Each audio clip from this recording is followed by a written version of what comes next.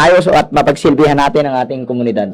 Sa amin, sa bayan ng Candelaria, patuloy po nating pinalalakas ang aming police visibility sa pamamagitan ng foot patrol, mobile patrol, lalo na sa mga matataong lugar, pangunahing lansangan at business establishment. At ganoon din sa barangay, nagsasagawa rin kami ng random checkpoint, dialogue sa komunidad, at regular na barangay visitation upang agad naming matugunan ang pangangailangan at maibigay ang concern sa amin ng aming mga nasasakupan. Layunin namin to na maramdaman ng bawat mamamayan sa Candelaria na ang kapulisan ay laging handang tumulong at makapagbigay ng magandang serbisyo para sa kanila. Yes, tama po yun, ano. Kung mapapansin natin, yung mga kapulisan natin, araw-araw yun, no? Di ba, yung patrol operations ng ating mga tropa sa ground. Yes, sir. Yan. Napaka-importante niya kasi yung mga tropa natin is nakakapanayam nila yung community, di ba? Nakakapanayam nila, and kung may mga concerns, mas madaling mailapit. At syempre, pagka may krimen na nangyari is dyan, makaka-responde agad ang ating tropa dahil araw-araw nga po nagpapatrol ang ating mga tropa dyan sa mga municipal police stations. Yan, it's either foot patrol, mobile patrol, yan. And sa sa mga programa at inisyatibo upang tiyak ang kaligtasan at seguridad ng mga estudyante at guro at mga magulang, ano yung mga initiatives ninyo sa Candelaria MPS? Dahil nagsimula na naman po yung klase ngayong buwan, bilang bahagi ng ating Uplan Balik Eskwela, nagde-deploy po kami ng police personnel sa mga paaralan, lalo na sa oras ng kanilang pagpasok at pag-uwi ng mga estudyante. Nakikipag-ugnayan din kami sa mga school administrators, barangay officials at mga volunteer upang matiyak ang kaligtasan ng aming mag-aaral. At bukod doon, nagsasagawa rin kami ng information drive. Bali, yung aming PNCO pupunta sa mga school para makapagbigay ng mga information drive tungkol sa crime prevention, anti-bullying, at anti-illegal drugs online, safety upang maprotektahan ang aming kabataan o ang mga mag-aaral sa bayan ng Candelaria. Yan, napakaganda po nun, kasi alam nyo, ang kapulisan ng Zambales ay sinisiguro po namin na mapanatili po ang mga paaralan natin is maging zone of peace, yung sinasabi nila, no? Kasi para ingatan natin yung ating mga estudyante, hindi lang mga estudyante, mga guro, mga magulang, para ligtas sila sa kanilang pagpasok at sa kanilang pag-uwi. At paano naman ninyo pinapalakas ang ugnayan ng kapulisan sa local government at mga barangay officials at saka mga force multipliers upang mapanatili ang kapayapaan at kaayusan sa Candelaria? Sa amin, sa bayan ng Candelaria, sa aming himpilan, napakahalaga ng partnership sa pagpapanatili ng kapayapaan at ang patuloy na pagsasagawa ng regular na coordination meetings sa barangay, dialogues, para mapanatili ang peace and order. Nagkakaroon din kami ng peace and order consultations at joint activities kasama ng local government unit sa mga barangay at ang mga barangay official at barangay peacekeeping action team, mga tanod, yung ating mga BPAS and force multiplier.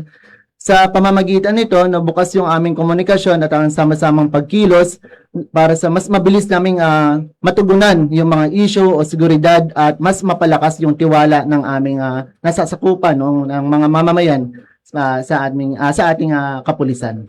Yes, napakahalaga nung magandang relationship ng kapulisan at siyang ating mga sa local government, gayon din yung mga sa barangay, yung mga barangay tanods, BPATs, pati na rin yung ating mga force multipliers na nakakasama natin sa ating trabaho. Yan, lalo na yung pagka nag-a-assist sa mga schools, di ba? Nakakasama ng mga tropa yan na nandyan, nag-a-assist ng traffic para maging ligtas yung ating mga estudyante. Kaya maraming salamat po sa ating mga force multipliers na walang sawang nakakatulungan ng ating mga kapulisan sa pagganap sa trabaho. Sergeant, in terms of operational accomplishment, meron ba kayong mga significant accomplishment nitong mga nakaraang linggo o nitong nakaraang buwan? Yes po, no. Sa nakalipas pong mga linggo, naging matagumpay ang ating iba't ibang anti-criminality operations, police response activities at community engagement program. Patuloy rin tayo nagsasagawa ng intensified police visibility, implementation ng mga espesyal na operasyon at information drives upang mapanatili ang kaayusan sa ating bayan, sa bayan ng Candelaria. Ang mga tagumpay na ito ay ang bunga ng dedikasyon, no, ng sama-sama naming pagtutulungan ng kaming mga kapulisan at ang aktibong suporta ng komunidad. Makakaasa po na ang publiko may pagpapatuloy namin yung mga operasyon na nasimulan po namin, yung mga magagandang nagawa po namin sa isang ligtas at mapayapang bayan sa Candelaria. At ito po, no, ipinagmamalaki po namin na ipaalam sa lahat ng ating tagapakinig ngayong umaga na ang Candelaria Municipal Police Station ay nanguna sa Unit Evaluation Performance Rating sa buwan ng Mayo sa taong kasalukuyan sa buong probinsya ng Zambales. Yan, congratulations po, no, sa Candelaria Municipal Police Station dahil sila ay nag-rank number 1 sa Unit Performance Evaluation Rating sa buong probinsya. Yan, congratulations po sa inyong lahat dyan sa Candelaria Municipal Police Station. At Sergeant, huling katanungan na, meron ka bang mensahe o panawagan sa ating mga kababayan upang mas mapalakas pa ang kanilang pakikisa at pakikipagtulungan sa mga programa ng inyong unit sa Candelaria MPS? Okay po, ayun po, no. Una, nagpapasalamat po kami sa patuloy ninyong suporta, tiwala sa Philippine National Police. Hinihikayat namin na ang lahat ng maging mapagmatsyag at makiisa sa pagpapanatili ng kapayapaan. Kung may mapapansin ka hinahinalang kilos o tao o ng mga insidente, huwag po kayong mag-atubiling ipagbigay alam sa inyong kapulisan. Tandaan po natin na ang seguridad ay responsibilidad nating lahat at ang pagtutulungan ng mamamayan at kapulisan ang susi sa isang ligtas na komunidad. Yun. Sergeant, bago tayo mag-break, baka meron kang gustong batiin, mga personal na gustong i-shout out, no? Ayun, binabati ko po pala, no, ang aming snappy at matikas naming Chief of Police Captain Ronan Descarpio at ang kanyang deputy na kasama din po namin sa Candelaria Police Station po na si Police Lieutenant Luel Directo po. At binabati ko rin po yung mga naka-duty po naming personnel po ngayon, sa mga naka-duty desk at naka-deploy po para sa mga checkpoint. Ayun po. Yan, magandang umaga po sa inyo ulit dyan sa Candelaria Municipal Police Stations. Ayan po mga kababayan natin, ang ating pong bisita mula sa Candelaria MPS, ang kanilang Municipal Community Affairs and Development PNCO na si Patrolman Ariel Mon. Maraming salamat sa inyong pagpapaunlak sa amin dito sa radyo natin. Yes po, maraming salamat din po. Yan, no? Bago po tayo tumungo sa ating mga balita, magkakaroon po muna tayo ng maikling break. Our town, our radio, Radio natin. Mga kabarangay, heto na ang garantisadong magpapagaan ng shopping experience nyo. Handog namin sa inyo ang BHF Online Shopping. Ito ang pinakabago at pinakamadaling website kung saan pwede kayong mamili ng inyong office or home appliance, furniture, pati na jewelry. Ops!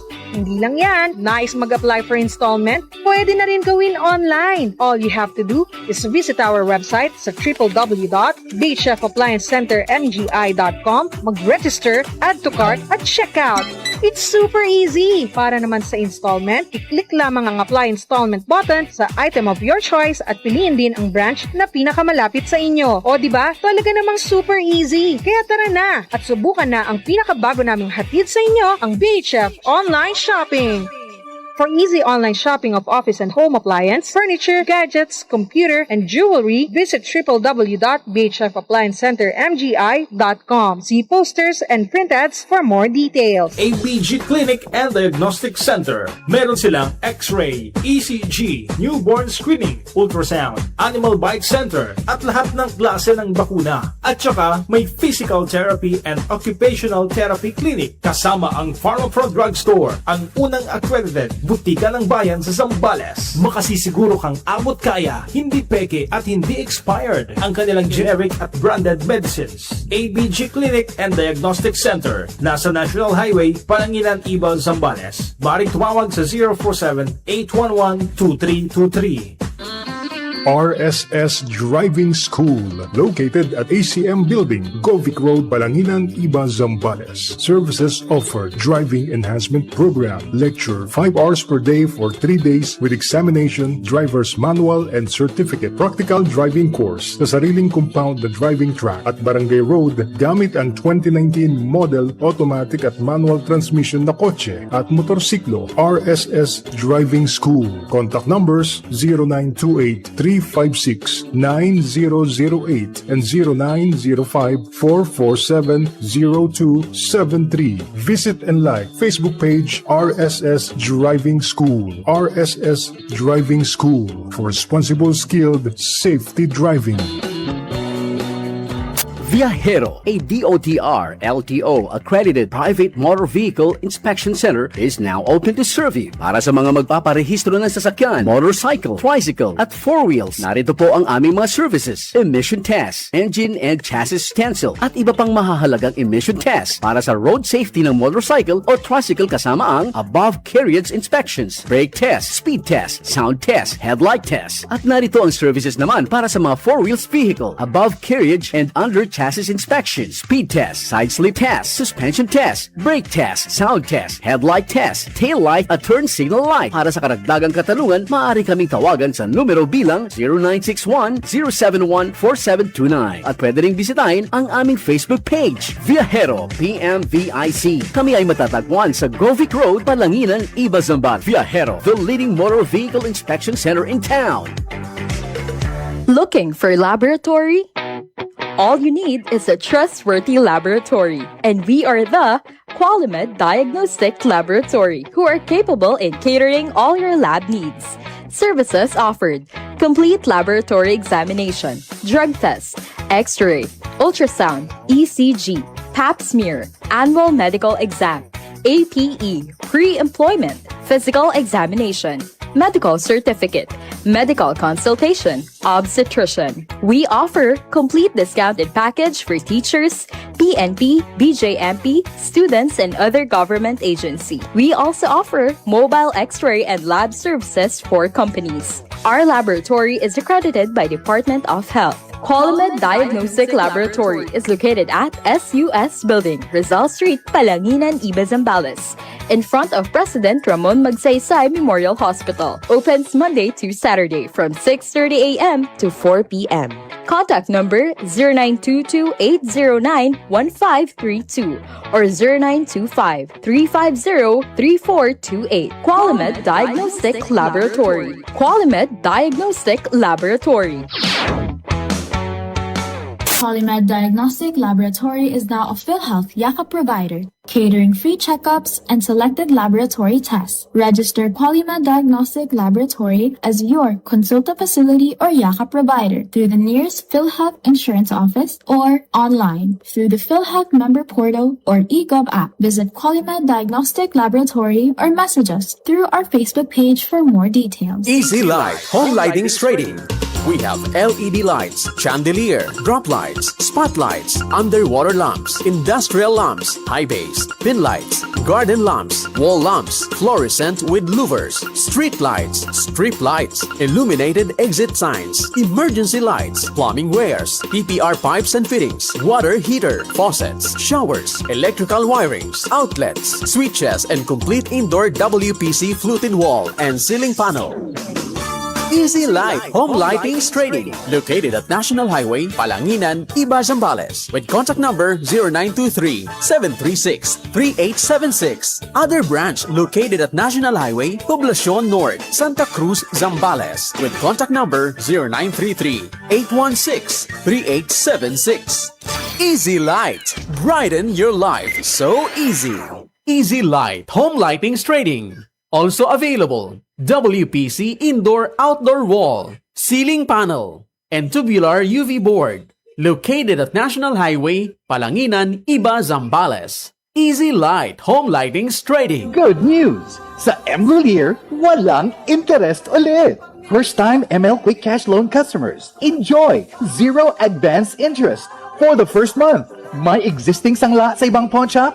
Ilipat na! At makuha rin ang same benefit. Available nationwide. Huwag palampasin. Hanggang August 16, 2026 lang. Per DTI FTE 256695 Series of 2026. Sa trabaho man o sa saya, konektado ka sa CSG. Mabilis, walang abala, pamilya at negosyo, laging naka-online with CSG. Tuloy-tuloy, you always find CSG, reach the impossible. Kahit saan kaya namin abutin stable. CSG, sigurado, abot agad. Sa internet maaasahang walang katulad. Dito na sa CSG. Dito na sa CSG. Dito na sa CSG. Dito na sa CSG. Sa trabaho man o sa saya, konektado ka sa CSG. Mabilis, walang abala, pamilya at negosyo, laging naka-online with CSG. Tuloy-tuloy, you always find CSG, reaching the impossible. Kahit saan kaya namin abutin stable. CSG. ZSG Internet Communication Services, reaching across the impossible. Located at Borocdos, Bagatan, Santa Barbara, Iba, Zambales. Contact at 0915-8989-899. Radyo natin. Panahon na ng pagbabago, dahil sa'yo'y kinakailangan. Tayo na magtulong-tulong. Yan, tayo po ay muling nagbabalik sa ating programang Sambales Police News para sa detalye ng mga balita. Baril at droga nasabat sa search warrant operations ng San Marcelino Police. Kalaboso ang isang suspect matapos ang isinagawang implementasyon ng search warrant sa bayan ng San Marcelino, Zambales, gabi ng June 24, 2026. Mahigpit ang direktiba ni Police Colonel Benjamin P. Ariola, Provincial Director, sa lahat ng mga hepe sa bawat bayan ng Zambales na hulihin ang mga nag-aari ng iligal na baril sa probinsya. Agad namang umaksyon si Police Major Exodus Rodriguez, hepe ng San Marcelino MPS, at nangalap ng impormasyon hinggil sa lahat ng may iligal na baril sa San Marcelino. Nang aprobahan ng RTC Branch 72 Olongapo City ang search warrant para sa isang alias Al noong June 24, 2026 na ikasa ang implementasyon ng nasabing warrant ng araw ding iyon. Tumambad sa mga kapulisan ng isang caliber 9mm na baril at 4 na bala ng 9mm at 3.4 gramo na shabu na may tinatayang halaga na 23,120 pesos batay sa standard drug price. Ang nasabing suspect ay maharap sa paglabag sa RA 10591 or Comprehensive Firearms and Ammunition Regulation Act at RA 9165 or Comprehensive Dangerous Drugs Act of 2002. Hindi po tayo titigil hanggat mayroon pa rin mga nag-aari ng iligal na baril dito sa Zambales. Hindi po tayo mapapagod kahit gaano kadaming operasyon pa ang kailangan namin gawin para masiguro ang kaligtasan ng lahat. Yan po ay pahayag ng ating Provincial Director, Police Colonel Benjamin P. Ariola. Samantala, Zambales First PMFC nakahukay ng mga baril, bala, pampasabog at subversibong dokumento ng Communist Terrorist Group. Tumambad sa mga kapulisan ng Zambales First PMFC ang samot-saring baril, bala, pampasabog at iba pang mga gamit na kanilang nahukay sa Barangay Unhobol, Masinloc, Zambales hapon ng June 25, 2026.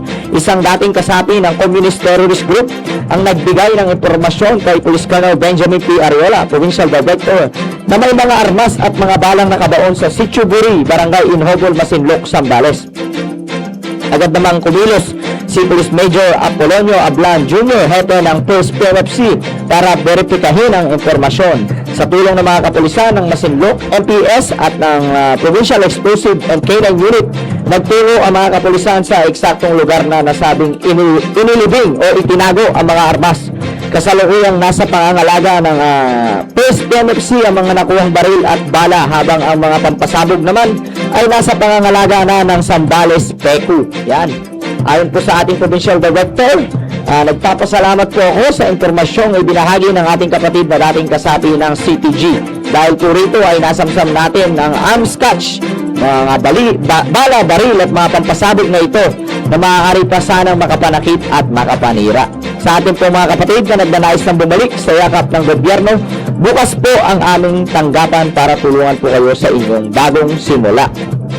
At samantala, DepEd Zambales nakipag-ugnayan sa Zambales PNP upang palakasin ang seguridad sa mga paaralan. Yan, nakipagtulong po ang Department of Education Schools Division of Zambales sa Zambales Police Provincial Office upang talakayin ang kasalukuyang kalagayan ng seguridad sa mga paaralan sa buong lalawigan. Idinaos ang tulong sa Captain Corrado Diat, Iba Zambales noong June 23, 2026. Pinangunahan ni Mr. Ronel Ryan L. Season, Chief ng School Governance and Operations Division, kasama si Mr. Sol E. Solomon, Division Partnership Focal Person. Ang pakikipagtulong kina Police Colonel Benjamin P. Ariola, Provincial Director ng Zambales PPO, at Police Major Janice R. Piga, Acting Chief ng Police Community Affairs and Development Unit. At syempre kasama din si Police Executive Master Sergeant Melvin F. Pipil, ang Chief Clerk ng PICA-2. Yan, tinalakay sa pulong ang iba't ibang hakbang at mga estratehiya upang higit pang mapalakas sa mga hakbang sa seguridad sa loob at paligid ng mga paaralan. Layunin nitong matiyak ang kaligtasan at kapakanan ng mga mag-aaral, guro, kawani, at iba pang mga individual na nasa loob ng mga school campuses. Yon. At napagkasunduan din ng dalawang ahensya na magsagawa ng isa pang tulong sa mga susunod na araw upang talakayin ang pagbuo at paglagda ng isang Memorandum of Agreement na magsisilbing formal na kasunduan sa pagitan ng DepEd Zambales at ng Zambales Police Provincial Office. Sa pamamagitan nito, higit pang paigtingin ang kanilang pagtutulungan sa pagpapanatili ng ligtas at maayos na kapaligiran sa mga paaralan sa buong lalawigan. At matapos naman po yung nasabing meeting na yun ay ang Zambales Police Provincial Office po ay upang mapag-usapan yung pagpapalakas ng seguridad sa mga paaralan. Mas pinalawak pa po ng Zambales PNP ang hakbang sa pamamagitan ng direktang pakikipag-ugnayan sa mga educational institutions sa lalawigan. No? Sa pangunguna po ni Police Colonel Benjamin P. Ariola, Provincial Director ng Zambales PPO, kasama sila Police Major Janice R. Piga, Acting Chief PICA-2, at ang hepe ng Iba Municipal Police Station, Police Major John Jefferson B. De Los Reyes, ay nagsagawa po sila ng coordination meetings sa pamunuan ng Zambales National High School na pinamumuhan ni Sir Alan E. Cardonel, Principal 2, at sa Student Affairs and Service ng President Ramon Magsaysay State University sa pamumuno ni Dr. Cecilia Garson, Director of Student Affairs and Services. Isinagawa ang mga pagpupulong noong June 24, 2026 sa Iba, Zambales. Layunin ng aktibidad na higit pang patatagin ang ugnayan ng Philippine National Police at ng mga institusyong pang-edukasyon upang matiyak ang kaligtasan at seguridad ng mga mag-aaral, guro at iba pang kawani ng paaralan. Inalakay rin sa pulong ang kahalagahan ng maagap na pagpapalitan ng impormasyon, pagpapataas ng kamalayan sa usapin ng seguridad at patuloy na koordinasyon upang mapanatili ang mapayapa at maayos na kapaligiran sa mga paaralan. Kabilang sa mga napag-usapan ang pagpapatupad ng mga preventive measures laban sa mga insidente tulad ng pamamaril, pananaksak, pambubuli at iba pang anyo ng karahasan at kriminalidad sa loob ng mga paaralan. Bahagi ito ng patuloy ng adhikain ng Zambales PNP na palakasin ang ugnayan sa sektor ng edukasyon at iba pang mga stakeholder upang matiyak na ang bawat paaralan ay nananatiling ligtas, mapayapa at angkop na lugar para sa pagkatuto at pagkahubog ng kinabukasan ng ating mga kabataan. Yan, mas pinagtibay pa ng President Ramon Magsaysay State University at ng Zambales Police Provincial Office ang kanilang ugnayan sa pamamagitan ng isang coordination meeting na isinagawa sa Office of the University President Conference Room ng Primso Iba Main Campus noong June 29, 2026. Yan, kahapon lang po ito, no? Pinangunahan po ng aming Provincial Director, Police Colonel Benjamin P. Ariola, kasama din po ulit ang aming Acting Chief ng Police Community Affairs Development Unit na si Police Major Janice R. Piga, ang pakikipagtulong po sa Primso President na si Dr. Roy N. Villalobos at iba pang opisyal ng universidad upang higit pang paigtingin ang mga hakbang sa seguridad sa loob ng mga campus. Napag-usapan po nila kahapon sa pagpupulong ang pagpapalakas ng kahandaan at pagtugon sa mga posibleng insidente kasunod nga po ang mga nagdaang pangyayaring naging dahilan ng pangamba ng publiko. Kabilang ang pamamaril sa isang paaralan sa Tacloban, mga insidente ng pananaksak sa Cavite at mga online bomb threats sa Escalante at Batangas. Yan. Kabilang din sa mga napagkasunduan ang mahigpit na pagpapatupad ng OUP Memorandum Number 82 Series of 2026 na nag-uutos na mas paigtingin ang inspeksyon sa mga pumapasok na tao, sasakyan at mga dalang gamit sa lahat ng 7 campus ng President Ramon Magsaysay State University sa buong lalawigan ng Zambales. No? Ayon kay Police Colonel Ariola, pangunahing layunin ng ZPPO na matiyak ang kaligtasan ng bawat mag-aaral, guro, kabane at mga kawani ng paaralan. Ayan, sinisiguro po natin na ang kapulisan ng Zambales ay nakatutok sa seguridad ng bawat isa, lalo na sa ating mga paaralan. Sa DepEd at sa PIMSU ay patunay na ng ating sama-samang adikain ng mapanatiling mga zone of peace ang lahat ng institusyong pang-edukasyon dito sa ating lalawigan. At iyan, dahil 9:40 na po ay dumako na po tayo sa ating mga pagbati, no? Batiin po natin ang ating Provincial Director, Police Colonel Benjamin P. Ariola. Siyempre, batiin din natin ang ating Deputy Provincial Director for Administration, Police Lieutenant Colonel Chris Cordero Jr. Sir. Pati na rin ang aming Deputy Provincial Director for Operation, Police Lieutenant Colonel Edwin Lacostales. Sir, good morning po. At siyempre, lahat ng Zambales PPO staff at sa mga masisigasig na kapulisan na binubuo ng 2 provincial mobile force companies at sa 13 municipal police stations na pinangungunahan ng kanilang mga masisipag na force commander at chief of police. Ayan, sa aming mga giliw na tagapakinig at masugid na taga-subaybay, isang mainit na pagbati at maraming salamat po sa inyo lahat sa pagtutok lagi dito sa aming programa na Zambales Police News. Ayan, ito na po ang kabuuan ng aming programa na patuloy niyo po kaming subaybayan sa Facebook Live at sa radyo natin 105.7 FM. Muli po, ako po si Police Corporal Rodel Dilag ng Public Information Office. Nagsiservisyo ng may puso at malasakit dahil kami po ang bagong PNP para sa bagong Pilipinas, serbisyong mabilis, tapat at nararamdaman.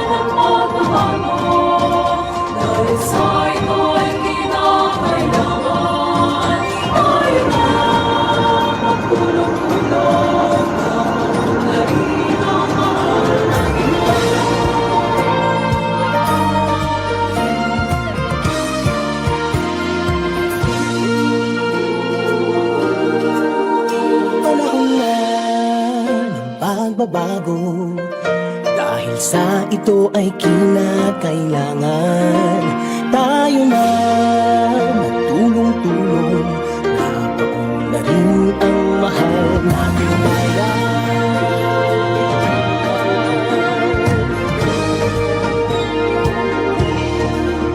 Panahon na magbabago at ayos ang mga dapat ayusin. Dapat na maging tungkulin ng bawat mamamayan dito sa atin. Ng pagbabago patungo sa pag-asenso, magsikap ng mabuti. Radyo natin. Narito ang mga payong pagtitipid mula sa Zameco One sa paggamit ng electric fan. Patayin ang electric fan kung hindi na ginagamit. Kung maaari, iset ang electric fan sa low. I-lock ang oscillator kung isa o dalawang